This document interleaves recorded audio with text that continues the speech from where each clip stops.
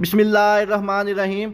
आज की इस वीडियो में हम डिस्कस करेंगे 10th क्लास उर्दू का जो बोर्ड का पेपर पैटर्न है। वीडियो शुरू करने से पहले आप तमाम बच्चों से एक छोटी सी रिक्वेस्ट है, एक दफ़ा दुरूद शरीफ पढ़कर कमेंट में डन लिख दीजिएगा। अल्लाह ताला से दुआ है अल्लाह ताला तमाम बच्चों को उनकी उम्मीदों से ज़्यादा नंबर दे और अच्छे ग्रेड के साथ कामयाब करे। तो आपका 10th क्लास उर्दू का जो पेपर पैटर्न है इसको मैं काफ़ी डिटेल के साथ डिस्कस करूँगा और पेपर पैटर्न के साथ साथ आपका जो लास्ट ईयर 10th क्लास का उर्दू का पेपर है वो भी शेयर करूँगा, ताकि आपको मज़ीद क्लियर हो जाए कि आपके पेपर में जो क्वेश्चन आने हैं वो बुक के किस किस पार्ट में से आने हैं, कितने नंबर के आने हैं और उसको आपने कैसे अटेम्प्ट करना है। तो सबसे पहले हम जो बोर्ड का पेपर पैटर्न है इसको डिस्कस करेंगे और इसके बाद जो लास्ट ईयर का पेपर उसको मज़ीद डिटेल से डिस्कस करेंगे। तो सबसे पहले हम डिस्कस करते हैं 10th क्लास उर्दू का जो ऑब्जेक्टिव पेपर होता है, जिसको आप MCQ वाला पेपर भी कहते हैं। 10th क्लास उर्दू का जो ऑब्जेक्टिव पेपर होता है इसमें टोटल जो MCQ होते हैं वो 15 होते हैं और इसके टोटल जो नंबर होते हैं वो भी 15 ही होते हैं। इन 15 MCQ में से जो 10 MCQ हैं वो आपकी जो PTB की बुक है जिसमें हिस्सा नसर, नज़म और गज़ल शामिल है वहाँ से पूछे जाते हैं, जबकि बाकी के जो 5 MCQ हैं वो आपकी जो बोर्ड की ग्रामर की बुक होती है वहाँ से पूछे जाते हैं। 10 MCQ जो आपकी PTB की बुक से पूछे जाते हैं, इसमें जो 7 MCQ हैं वो आपका हिस्सा नसर यानी कि स्टार्ट वाले जो चैप्टर होते हैं वहाँ से पूछे जाते हैं।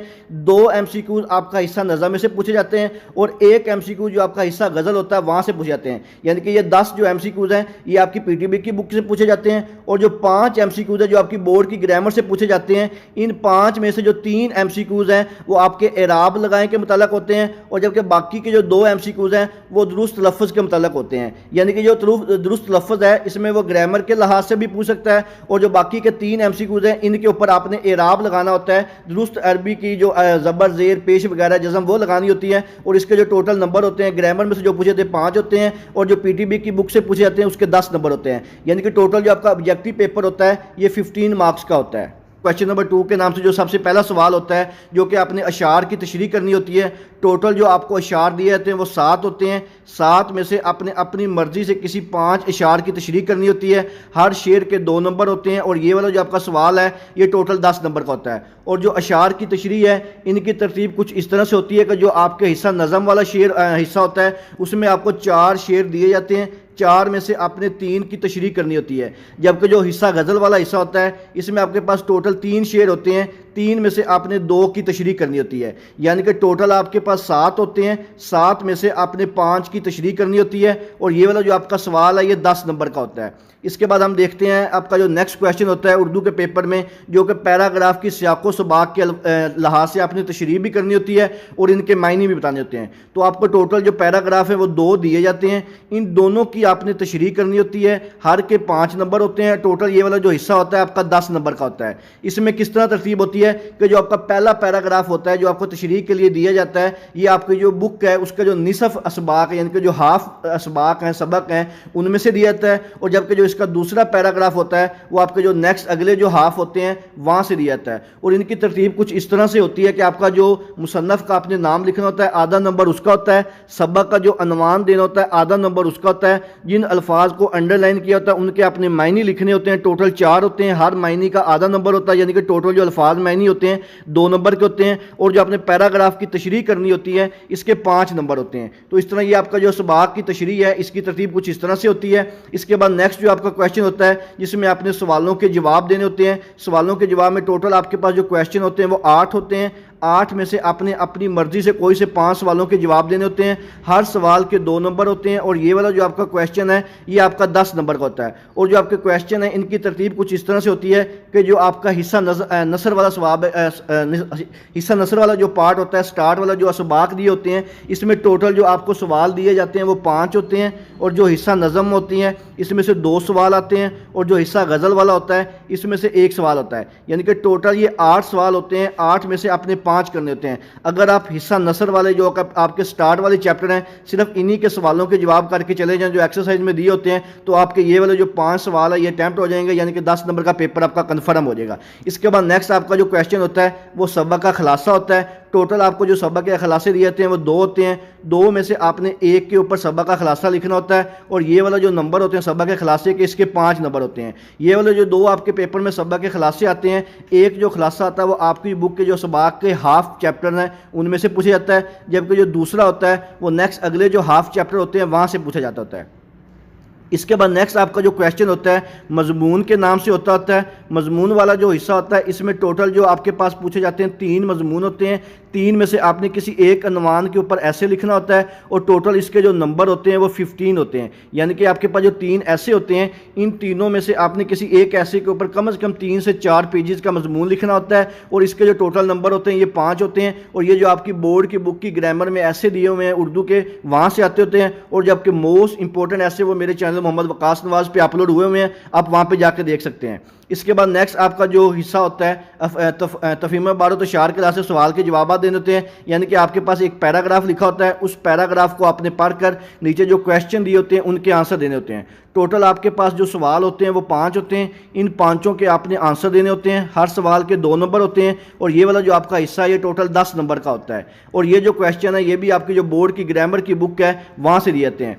ये मेरे पास एक 10th क्लास उर्दू का लास्ट ईयर का पेपर है। इसमें आपको मज़ीद डिटेल से पता चल जाएगा कि आपका 10th क्लास उर्दू का जो पेपर है इसमें जो क्वेश्चन की तरतीब है वो किस तरह से होती है, टाइम कितना होता है और इनकी जो नेचर है क्वेश्चन की वो कैसे होती है। तो आपका जो 10th क्लास उर्दू का पेपर होता है इसमें टोटल जो MCQs होते हैं वो 15 होते हैं। 15 ही नंबर ही होते हैं इसके। और इसके लिए आपको टोटल जो वक्त दिया जाता है वो 20 मिनट दिया जाता है। यानी कि 20 मिनट के अंदर अंदर आपने जो ऑब्जेक्टिव पेपर है इसको सोल्व करना होता है। और इसमें जो आपके टोटल 15 MCQs हैं, इसमें जैसे आपको मैंने स्कीम में स्टार्ट में बताया था कि जो 10 MCQs हैं ये आपकी PTB बुक से पूछे जाते हैं और जो 5 MCQs हैं ये आपकी बोर्ड की जो ग्रामर की बुक है वहाँ से पूछे जाते हैं। लेकिन जो हिस्सा नसर यानी कि आपकी जो PTB की बुक है वहाँ से जो 10 MCQs आते हैं, इसमें जो 7 MCQs होते हैं वो आपके जो सबाक होते हैं स्टार्ट में दिए होते हैं वहाँ से पूछे जाते हैं। उन 7 में से जो 2 MCQs हैं वो हिस्सा नज़म में से आते हैं और एक जो MCQs है वो आपका हिस्सा गज़ल में से पूछे जाता है। उसके अलावा आपके जो बाकी के 5 MCQs हैं वो आपकी बोर्ड की बुक या जो वहाँ ग्रामर वाली बुक है वहाँ से पूछे जाते हैं।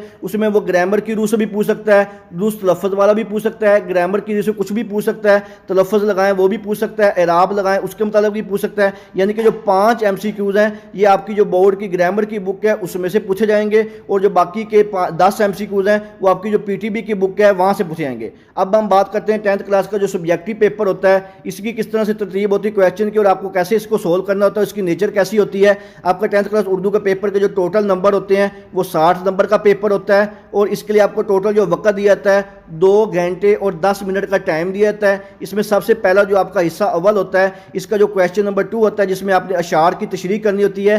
दाज झैल अज्जा में से नज़म के 3 और गज़ल के 2 अशार की तशरीह करें। यानी कि आपके पास यहाँ पे टोटल जो अशार दिए हुए हैं वो नज़म के टोटल 4 दिए हुए हैं। इन चारों में से आपने किसी 3 अशार की अपनी मर्ज़ी से तशरीह करनी है और 3 जो शेर दिए हुए हैं ये हिस्सा गज़ल में से दिए हुए हैं। इन तीनों में से आपने अपनी मर्ज़ी से 2 की तशरीह करनी है। हर शेर की तशरीह के 2 नंबर होते हैं और ये वाला जो आपका क्वेश्चन है ये टोटल 10 नंबर का होता है। इसके बाद नेक्स्ट जो आपका क्वेश्चन होता है हिस्सा 2 का क्वेश्चन नंबर 3 के नाम से दर्ज अल इक़्तिबास की तशरीह कीजिए। सबक का नवान, मुसन्नफ़ का नाम, खर्चशीदा अल्फाज के मायने भी लिखने हैं और इनकी लास्ट पे तशरीह भी करनी है। यहाँ पे आपको 2 पैराग्राफ दिए हुए हैं, इन दोनों की आपने तशरीह करनी होती है जिसमें हाफ नंबर होता है सबक का नाम और हाफ नंबर होता है मुसन्नफ़ का नाम और जो अल्फाज को उन्होंने अंडरलाइन किया हुआ है इनके जो आपने मायने लिखने होते हैं ये 4 से 5 अल्फाज होते हैं और इसके जो नंबर होते हैं अल्फाज के मायने के ये 2 होते हैं और बाकी के जो तशरीह आपने करनी होती है इन दोनों पैराग्राफ की बाकी नंबर उसके होते हैं। और ये वाला जो आपका सवाल है ये टोटल 10 नंबर का होता है। यानी कि जो पहला पैराग्राफ है इसके 5 नंबर और नीचे जो पैराग्राफ दिया हुआ है इसके भी 5 नंबर है। और इसमें जो आपने अंडरलाइन अल्फाज के मायने लिखने होते हैं इसमें हर लफ्ज़ का जो है वो 1.5 आधा नंबर होता है। टोटल जो पैराग्राफ में 4 अल्फाज मायने होते हैं यानी कि 2 नंबर के आपके सिर्फ अल्फाज और मायने लिखने होते हैं जिनको आपने अंडरलाइन उन्होंने किया होता है। इसके बाद नेक्स्ट जो आपका क्वेश्चन होता है जो कि सवालों के जवाब देने होते हैं सवाल नंबर 4 के नाम से। इसमें टोटल जो आपके पास सवाल होते हैं वो 8 होते हैं। 8 में से अपनी मर्जी से अपने 5 सवालों के जवाब देने होते हैं। हर सवाल के 2 नंबर होते हैं। ये वाला जो पार्ट होता है आपका टोटल 10 नंबर का होता है। इन 10 सवालों में से आपके पास जो 5 सवाल होते हैं वो आपके हिस्सा नसर यानी कि आपकी जो किताब के स्टार्ट वाले चैप्टर है वहाँ से पूछे जाते होते हैं। उसमें से 2 जो सवाल हैं वो हिस्सा नज़म में से आते होते हैं और जो 1 सवाल है वो हिस्सा गज़ल में से पूछा जाता है। अगर आप हिस्सा नसर वाले सवाल अच्छी तरह से काट लें जो एक्सरसाइज में दिए हुए हैं तो आपका ये वाला जो सवाल नंबर 4 है 10 नंबर का ये कन्फर्म हो जाएगा। इसके बाद नेक्स्ट जो आपका सवाल होता है सवाल नंबर 5 के नाम से जिसमें आपने सबा का खुलासा लिखना होता है। आपके पास 2 असबाक होते हैं, इन दोनों में से आपने किसी एक के ऊपर खुलासा लिखना होता है और ये 5 नंबर का होता है। इसमें जो पहला सबा का खुलासा है वो आपकी बुक के जो निसफ हिस्सा होता है वहाँ से पूछा जाता है, और जो अगला खुलासा होता है वो नेक्स्ट जो हाफ बुक होती है वहाँ से पूछा जाता है। इसके बाद आपका जो क्वेश्चन नंबर 6 होता है जिसके 15 मार्क्स होते हैं, इसमें आपके पास 3 टॉपिक दिए जाते हैं। इन तीनों में से आपने किसी एक अनवान के ऊपर मजमून लिखना होता है, और ये मजमून कम अज़ कम 3 से 4 पेजेस का आप लिखेंगे तो फिर ही आपको उसमें से 15 में से कोई 13 से 14 नंबर मिलेंगे।